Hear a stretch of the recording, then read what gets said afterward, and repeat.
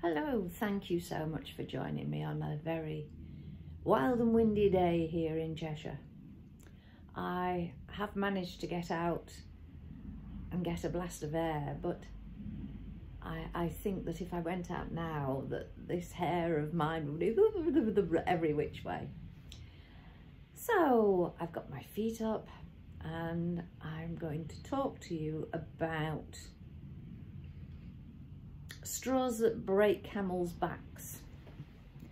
And sometimes they can be obvious. Other times they can sneak up on you and bite you on the backside. I've been well aware that I have been piling on tasks, things that had to be done recently, in an effort to play catch up after my surgeries and then my shingles and a period of feeling grotty. So I've been busy gardening and sorting the house at the same time. And I knew I was going to end up paying a toll because I was getting more and more exhausted. And I thought, no, keep going, you can do it. And I had allowed myself a few little breaks, but then things intervened and the breaks became even shorter. So I knew I was emotionally as well as physically tired. And as ever, my wonderful friend Glenys was quite happy to listen to my complaints about this, just as I listened to her complaints. We don't judge one another for it, and we always end up having a giggle anyway, so job's a good one. But I thought, right, come on, keep going. And I decided that I needed to give my walk-in wardrobe a jolly good sort out. So I was blitzing that, and I'd got one pile of clothes that needed to go away for the winter. I'd got from under the eaves a suitcase of woolies and things that had to be hung in their place. And I'd got some things that I shall endeavour to sell online. I've never done it before, so it will be an interesting new experience. I've no idea how to start it, but have a go, I will. And another pile for the charity shop. Oh, and a final pile for cutting up for dusters. So they were sorted and I was busy going about my business and reached up to pull down a shoe box that had shoes in it. And I was with the fairies, pulled the box, and I'd forgotten or hadn't realised that there was another box on the top. Down it came, spewing the shoes and the corner of the box on my nose, bashing my eye at the same time. So I have got some makeup on, concealing a little bit of a black eye, but it also made my nose bleed. And I thought, oh, right, if I go to the bathroom to grab a towel for this, I'm going to drip blood on the carpet all the way through. So I grabbed one of the t-shirts that was for tearing up for a duster and managed to stem the nosebleed.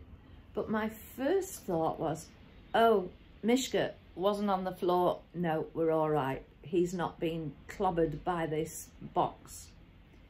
And then my next thought was, oh, what if my nose is broken? Are the doctors on strike today? But I battled through, stopped the bleeding, and I managed to only say, oh dear, oh goodness me. If you believe that, you'll believe anything. And completed the task with a bit of inbuilt delay. I carried on for a couple of days, still feeling that something was going to break.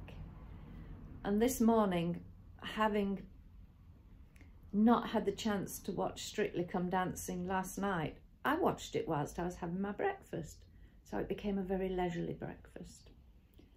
And I could feel the tears welling a little bit at watching some of the dances, reminding me of the dances that I used to share in the ballroom with my dad. Very happy memories. So they would have been mixed tears of happiness and sadness. But then I was moving a few old books, and out of one of them dropped this. Very tatty. Get well soon, Mummy. Andrew, Richard and Sylvester. Sylvester was a friend's rabbit, and as you can see, my sons at the time were very small. It opens up and she's written inside it. But just looking at that picture, that was the straw that broke this particular camel's back.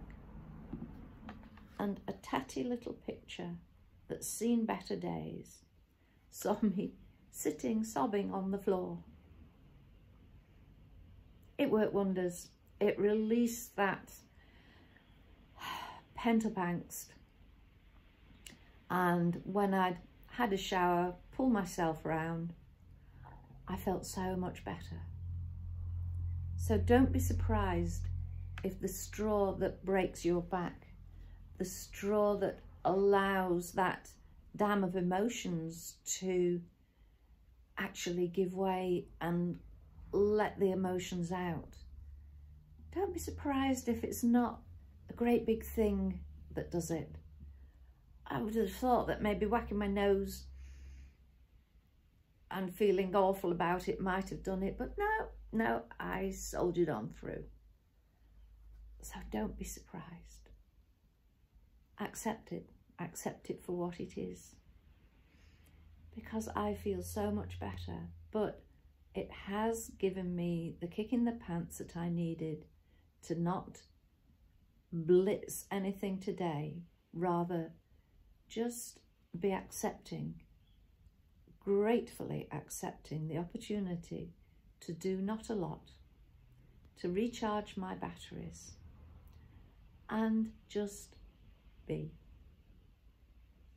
So if you get the chance to do that, even if it's only for 5-10 minutes, snatch that time, allow yourself to be. But please don't think that you've got to clonk your nose or find an old little piece of paper with drawing on. Don't be surprised where your particular straw might appear from. Accept it. And I accept your support with grateful thanks. It means so much that you take time out to listen to me, to watch. And if you haven't already done so, please give me a little tick. Maybe share. And on that note, I will say bye for now. Take good care of yourself. And I will speak to you soon. Bye.